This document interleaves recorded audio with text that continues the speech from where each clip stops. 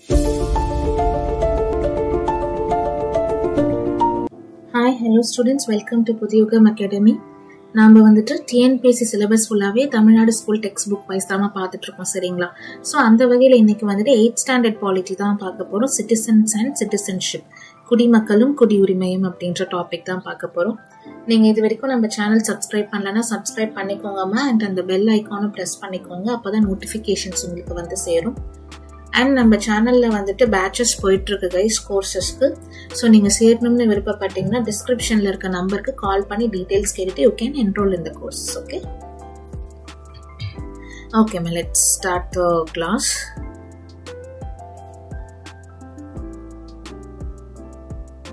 So குடிமகன் அப்படின்றது, so citizen நான் அண்டர்லைன் பண்றது எல்லாத்தையுமே பாயிண்ட் பை பாயிண்டா எடுத்துக்கோங்கம்மா. இன்னொன்னு பேராவா எழுதாதீங்க, அது உங்களுக்கே படிக்கிறதுக்கு சிரமமா இருக்கும். ஸோ ஒரு பாயிண்ட் அப்படின்னா 2 lines ஓகேங்களா, மேக்ஸிமம் 3 lines வர மாதிரி பார்த்துக்கோங்க போதும். 2 to 3 lines is enough. So citizen அப்படின்றது ஒரு லத்தீன் மொழி வார்த்தை. அண்ட் இன்னொன்று நான் தமிழ்ல எக்ஸ்பிளைன் பண்ணிட்டு தான் இருக்கேன் பைலிங்குவலா. ஸோ தமிழ் மீடியம் ஸ்டூடெண்ட்ஸும் தமிழ் ஸ்லைட் வர வரைக்கும் வெயிட் பண்ணாதீங்க, இப்பவே ரன்னிங் நோட்ஸ் எடுத்துக்கோங்க. ஸோ சிட்டிசன் அப்படின்றது வந்துட்டு ஒரு லத்தீன் மொழி வார்த்தை சிவிஸ்ன்னு சொல்லுவாங்கம்மா, விச் மீன்ஸ் சிட்டி, நகரம். ஸோ குடிமகன் அப்படின்றது சிவிஸ் அப்படின்ற லத்தீன் வார்த்தையிலிருந்து வந்திருக்கு. இதோடைய பொருள் வந்துட்டு பாத்தீங்கன்னா குடியிருப்பாளர் அப்படின்ட்டு சொல்லுவாங்க. இதுதான் ஃபர்ஸ்ட் பாயிண்ட். நெக்ஸ்ட், குடிமகனும் குடியுரிமையும். ஸோ ஒரு அரசாங்கம் வந்துட்டு சட்ட உரிமைகள் சலுகைகளை வந்துட்டு வழங்குறாங்க அப்படின்னா அது வந்துட்டு குடிமக்களுக்காக தான், அந்த நாட்டோடைய சிட்டிசனுக்காக தான் ஓகேங்களா. குடியுரிமை அப்படின்றது ஒரு குடிமகன் வந்துட்டு அவங்க விரும்பும் கால வரையறையில அந்த நாட்டுல சட்டப்படியா வாழ்றதுக்கான ஒரு உரிமை ஓகேங்களா, வசிக்கிறதுக்கான ஒரு உரிமை. உரிமைகளுடைய டைப்ஸ், வகைகள், டைப்ஸ். நேச்சுரல் சிட்டிசன்ஸ், இயற்கை குடியுரிமை அப்படின்னா பிறப்பால் குடியுரிமை வந்துட்டு உங்களுக்கு கொடுப்பாங்க பை பர்த் ஓகேங்களா. நீங்க அந்த நாட்டுல பிறந்திருக்கீங்கன்னா பை பர்த் உங்களுக்கு அந்த நாட்டோட சிட்டிசன்ஷிப் கொடுப்பாங்க. இயல்பு குடியுரிமை, naturalise citizens, the one who acquire citizenship. Types எழுதிக்கணுமா, அதாவது இயல்பாக விண்ணப்பித்து பெறும் குடியுரிமை. இந்தியன் சிட்டிசன்ஷிப் ஆக்ட் எப்போ போட்டாங்கன்னு கேட்பாங்க, 1955. ஸோ இந்த ஆக்ட்ல என்ன சொல்றாங்கன்னா நீங்க எப்படி குடியுரிமையை வாங்கலாம், அக்வசிஷன் அண்ட் டெர்மினேஷன் ரெண்டுத்தை பத்தியுமே இந்த சட்டம் பேசுது ஓகேங்களா. ஸோ இந்திய குடியுரிமை சட்டம் 1955 வந்துட்டு இந்திய குடிமகன் தன்னுடைய குடியுரிமையை பெறுதல் மற்றும் இழத்தல் இது ரெண்டுத்தை பத்தியுமே வந்துட்டு விதிகளை பத்தி இந்த சட்டம் வந்துட்டு சொல்லுது. ஓகே, இப்ப அந்த ஆக்ட் படி எப்படிலாம் நீங்க அக்வைஸ் பண்ணலாம், அதாவது இந்திய குடியுரிமையை பெறுதல் என்னென்ன அப்படின்றத பாத்திரலாமா. சோ அதுக்கு 5 வகையான வழிகள் இருக்கு. First, by birth. சோ இப்ப நீங்க இந்தியாவில பிறக்குறீங்க ஓகேங்களா, அதாவது 1950 ஜனவரி 26 அன்னைக்கு அல்லது அதன் பிறகு ஓகேங்களா பிறக்குறீங்க. அதே சமயம் 1987 ஜூலை 1க்கு முன்பு பிறந்த ஒரு நபர் வந்துட்டு அவங்க பெற்றோர் வந்துட்டு எந்த நாட்டவரா இருந்தாலும் பிறப்பால இந்திய குடியுரிமை கொடுத்துருவாங்க. அண்ட் 1987 ஜூலை 1 அதுக்கு பிறகு இந்தியாவில வந்துட்டு ஒரு குழந்தை பிறக்குது அப்படின்னா அதோட குழந்தையோட பெற்றோர்ல ஒருவர் வந்துட்டு அந்த சமயத்துல இந்திய குடிமகனா இருக்கணும். 2004 டிசம்பர் 3 அப்புறம் அதுக்கு பின்னாடி இந்தியாவில பிறந்தவர்களுக்கு பிறப்பால் குடியுரிமை வந்துட்டு வழங்கப்படுது. இல்லைன்னா பெற்றோர்கள் இருவர்ல ஒருவர் வந்துட்டு இந்திய குடிமகனா இருக்கணும், மற்றொருவர் வந்துட்டு சட்டவிரோதமா இந்தியாக்குள்ள வந்துட்டு வந்தவங்களா இருக்க கூடாது.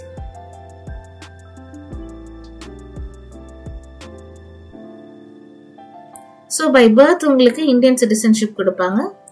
பை டிசென்ட், வம்சாவளியால் குடியுரிமை பெறுதல். சோ 1950 ஜனவரி 26 இருந்து 1992 டிசம்பர் 10க்கு இடைப்பட்ட இந்த கேப்ல முன்னர் வெளிநாட்டுல பிறந்திருந்தாலும் சோ அவங்களோட அப்பா ஓகேங்களா, அவங்களோட அப்பா இந்திய குடிமகனாக இருந்தா அவங்களுக்கு வம்சாவளி மூலம் இந்திய குடியுரிமை வழங்கப்படும். நெக்ஸ்ட், 1992 டிசம்பர் 10 அன்னைக்கு இல்லைன்னா அதற்கு பின்னாடி வெளிநாட்டுல பிறந்தவரா இருந்தீங்கன்னா உங்க பெற்றோர்ல யாராவது ஒருத்தர் அந்த சமயத்துல வந்துட்டு இந்திய குடிமகனா இருந்தா அவருக்கு இந்திய குடிமை, அப்போ உங்களுக்கும் இந்திய குடியுரிமை கொடுக்கப்படும்.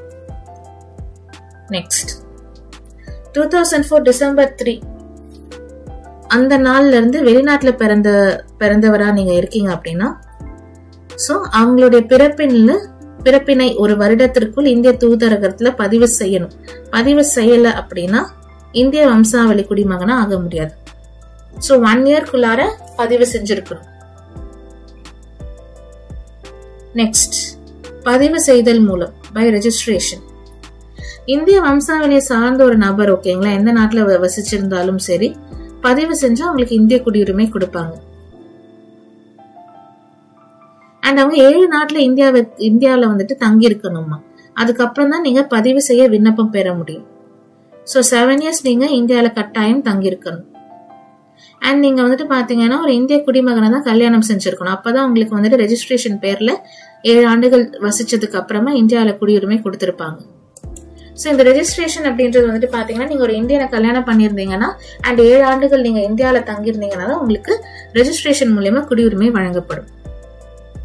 நெக்ஸ்ட்,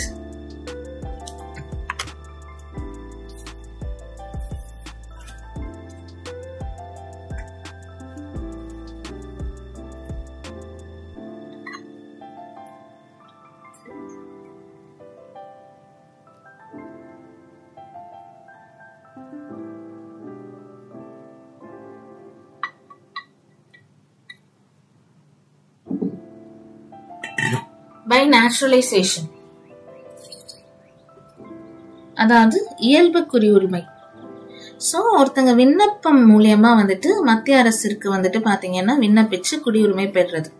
சோ எந்த ஒரு நாட்டிலேயும் குடிமகனாக இல்லாத ஒருத்தர் தான் இந்த இல்லாத ஒரு இந்தியர் வந்துட்டு அவர் வசிக்கும் நாட்டுடைய குடிமகனாவதை தடுத்துட்டு, ஏன்னா அந்த நாட்டோட சிட்டிசன்ஷிப் வேண்டான்ட்டு அந்த நாட்டுல கொடுத்துட்டு நம்ம நாட்டுக்கு சிட்டிசன்ஷிப் தேடி வந்தவரா இருக்கணும்.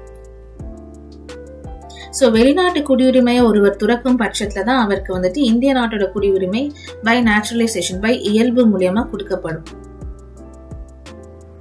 சோ ஒருத்தர் இந்தியால இருக்காங்க, இல்லைன்னா இந்திய அரசு பணியில இருக்காங்க அப்படின்னா ஓகேங்களா, அவங்க ஆண்டு முழுவதும் இந்தியாவில தான் தங்கி இருக்கணும். சோ 12 months ஒரு ஆண்டு முழுக்க இந்தியாவில தான் தங்கி இருக்கணும். அண்ட் நம்ம 8ஆம் அட்டவணையில வந்துட்டு 22 அபிஷியல் லாங்குவேஜஸ் இருக்கு இல்லையா, 22 அலுவல் மொழிகள் இருக்கு இல்லையா, அந்த 22 அலுவல் மொழிகள்ல ஏதாவது ஒரு லாங்குவேஜ் அவருக்கு தெரிஞ்சிருக்கு.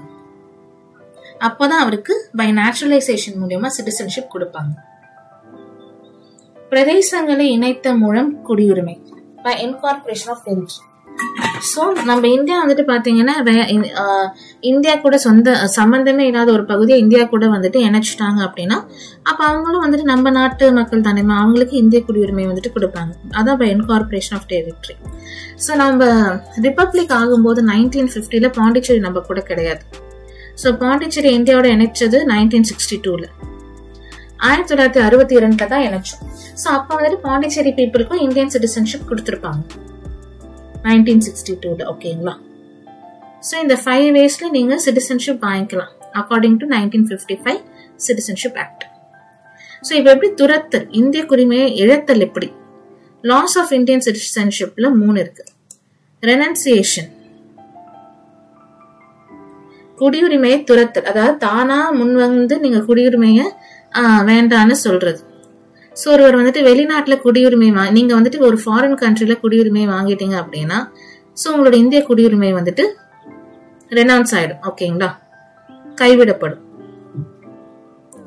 டெர்மினேஷன், குடியுரிமை முடிவுக்கு வருது, இது சட்டப்படி வந்துட்டு நடைபெறுறது. ஓகேங்களா, ஒரு இந்திய குடிமகன் வந்துட்டு வெளிநாட்டு குடியுரிமையை வந்துட்டு வாங்கிட்டார் அப்படின்னா அவருடைய இந்திய குடியுரிமை தானாகவே முடக்கப்படும்.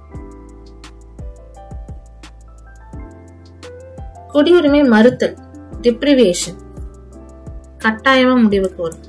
சோ நீங்க வந்துட்டு பாத்தீங்கன்னா அரசியலமைப்பு சட்டத்திற்கு புறம்பா செயல்பட்டிருக்கீங்க, தேச துரோக குற்றத்துல ஈடுபட்டிருக்கீங்க அப்படின்னா உங்களுடைய குடியுரிமைய ஆட்டோமேட்டிக்காவே இந்தியன் கவர்மெண்ட் வந்துட்டு பாத்தீங்கன்னா ரத்து பண்ணிடுவாங்க.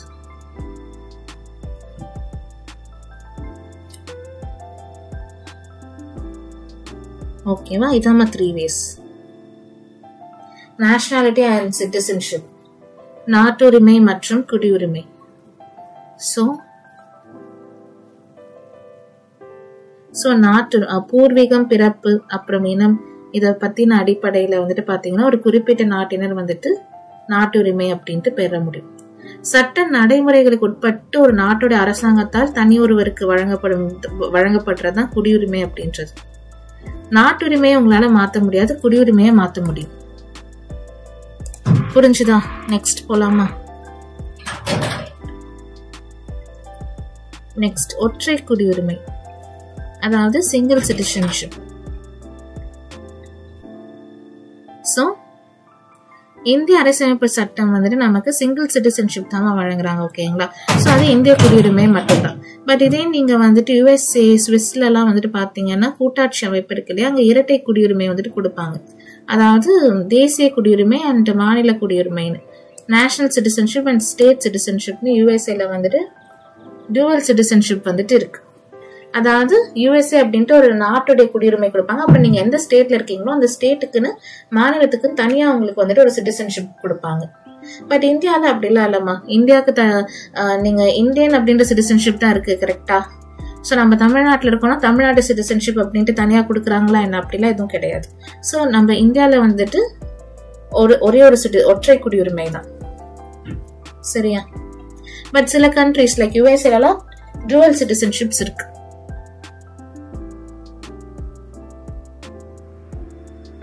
சோ நாட்டுடைய முதல் குடிமகன் யாருன்னா பிரசிடென்ட் தான். President is the first citizen of our country. This is an important question.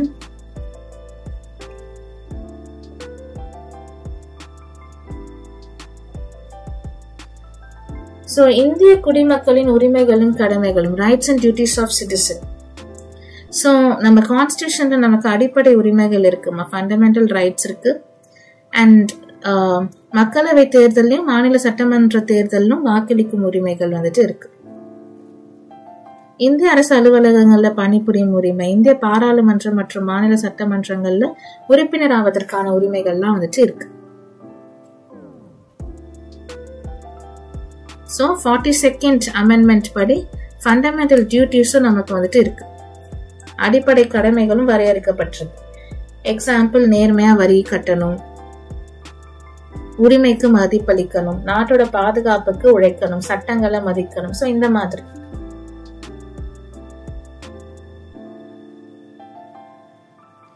Overseas citizenship of India. இந்தியாவில் வசிக்கும் வெளிநாட்டு குடியுரிமை பெற்றவர். சோ அவங்கள வந்துட்டு பாத்தீங்கன்னா நான் ரெசிடென்ட் இந்தியன், NRIன்னு சொல்லுவாங்க, வெளிநாட்டு வாழ் இந்தியர் அப்படின்னு சொல்லுவாங்க. சோ பாஸ்போர்ட் வச்சுட்டு வெளிநாட்டுல வசிக்கும் இந்திய குடிமகன். சரிங்களா? சோ இந்தியன் பாஸ்போர்ட் இருக்கும், ஆனா அவர் எங்க வசிக்கிறாரு, எங்க தங்கியிருக்காரு, வெளிநாட்டுல தங்கியிருக்காரு, அவங்களதான் நம்ம NRIன்னு சொல்லுவோம். பர்சன்ஸ் ஆஃப் இந்தியன் ஆரிஜின், இந்திய பூர்வீக குடியினர் அப்படின்னா இந்தியாவில சிட்டிசன்ஷிப் வந்துட்டு மூதாதையர்களை வச்சிருப்பாங்க, ஆனா வெளிநாட்டிலயும் குடியுரிமை பெற்றிருப்பாங்க. சோ அவங்கதான் இந்திய பூர்வீக குடியுரிமையினர்னு சொல்லுவாங்கம்மா. சோ 2015 ஜனவரி 9ல இருந்து PIO முறை அப்படின்றது இந்திய அரசால திரும்ப பெறப்பட்டுச்சு, OCIயோட இணைக்கப்பட்டுச்சு. OCIனா என்ன? Next overseas citizen of India card holder, வெளிநாட்டு குடியுரிமையை கொண்டு இந்தியாவில் வசிப்பதற்கான அட்டை வைத்திருப்பவர், இந்தியாவை பூர்வீகமாக கொண்ட வெளிநாட்டு குடிமகன்மா. சரிங்களா? சோ அவர் காலவரையின்றி இந்தியாவில் வசிப்பதற்கான பணி செய்வதற்கான அந்த OCI அட்டையை வந்துட்டு கொடுத்துருவாங்க. சோ இவங்களுக்கு இந்தியாவில வாக்களிக்கும் உரிமை வந்துட்டு கிடையாது, அது மட்டும் நல்லா புரிஞ்சுக்கோங்க. இவங்களுக்கு ஓட்டிங் ரைட்ஸ் கிடையாது. சரியா?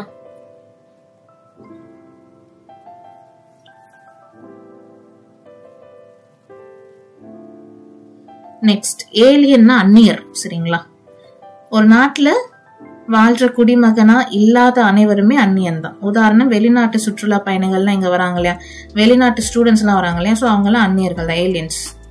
குடியேறியவர்களை தான் இமிகிரன்ட்ஸ் சொல்லுவாங்க. அதாவது ஒரு நாட்டுல இருந்து எந்தவித தடையும் இல்லாம நிரந்தரமா வசிப்பதற்கு, பணி செய்வதற்கு, வேலை செய்யறதுக்கான உரிமையை வச்சிருந்தாங்கன்னா அவங்களை அந்நியர் அப்படின்னு சொல்லுவாங்க, இமிகிரன்ட்ஸ் சொல்லுவாங்க. இதான் ரெண்டு பேருக்கும் இருக்க டிஃபரன்ஸ். குடிமகனின் பண்புகள், நல்ல பண்புகள், சட்டத்தின்படி நடக்கணுமா, சட்டத்திற்கு கீழ்ப்பணியணும். சரிங்களா? அண்ட் நீதியை நிலைநாட்டணும், வேற்றுமைகளை மறக்கணும். சோ இந்த மாதிரி விஷயங்கள். உலகளாவிய குடியுரிமை, குளோபல் சிட்டிசன்ஷிப்.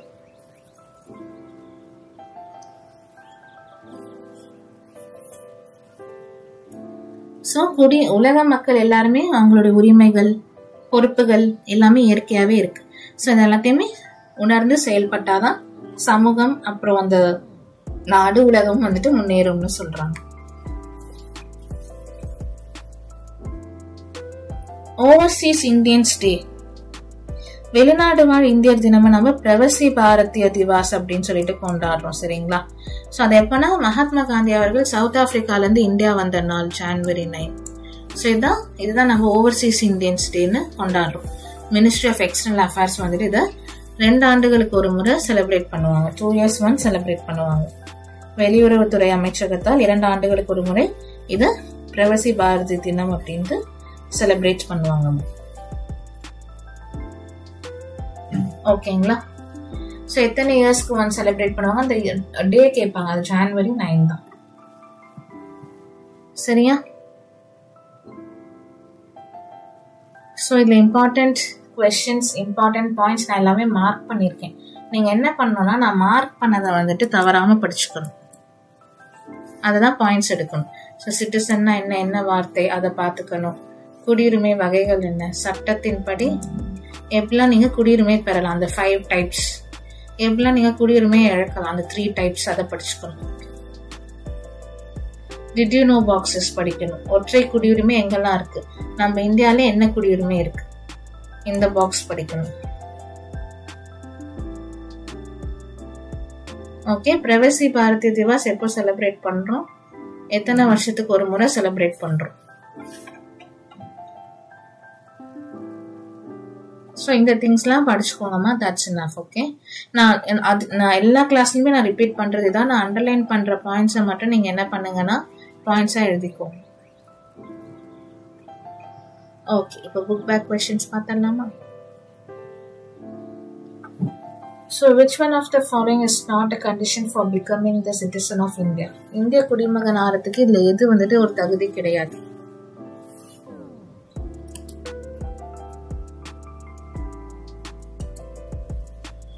நீங்க ப்ராப்பர்ட்டிஸ் வாங்கி போட்டிருக்கீங்கன்றதால இந்திய குடியுரிமை கொடுத்துட மாட்டாங்க. சரியா? நெக்ஸ்ட், சிட்டிசன்ஷிப் பத்தி சொல்ற ஆர்டிக்கல் எது, பார்ட் எது?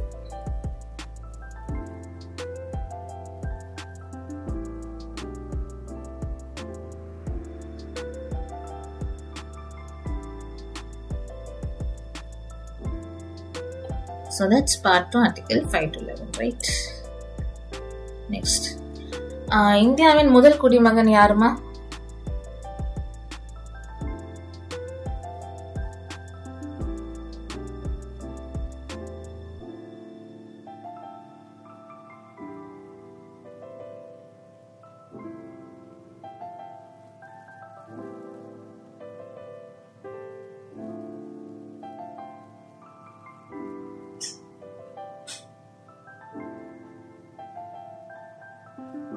So that's president, குடியரசுத் தலைவர். Who enjoys full civic and political rights? Citizen தான். கரெக்டா? நெக்ஸ்ட், நம்ம இந்தியன் கான்ஸ்டிடியூஷன் ஒற்றை குடியுரிமை தான் வழங்குது. ஓகேவா? ஸோ 1 citizenship தான். All have rights and responsibility. All have rights and responsibility. All have rights and civic responsibility ன்னு சொல்லுவாங்கம்மா.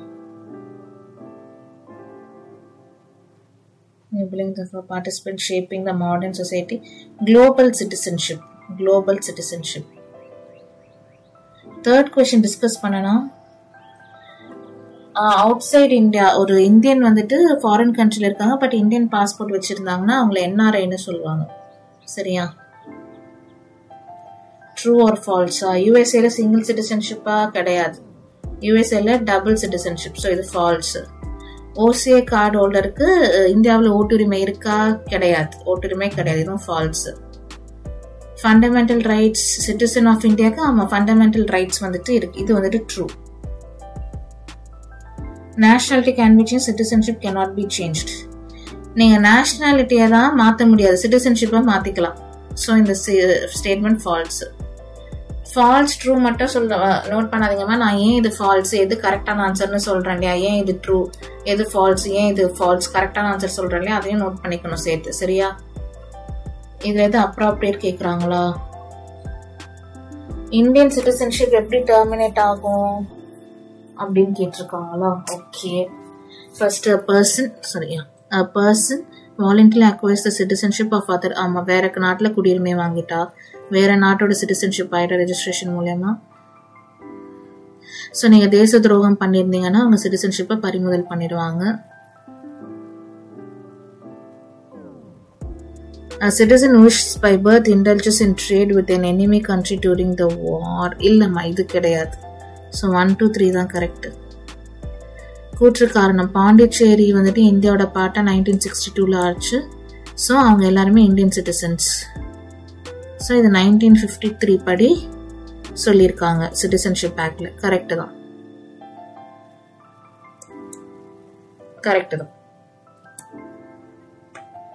ஓகேம்மா. ஸோ நம்ம எல்லா கொஸ்டின்ஸுமே பார்த்தாச்சு. Thanks a lot guys.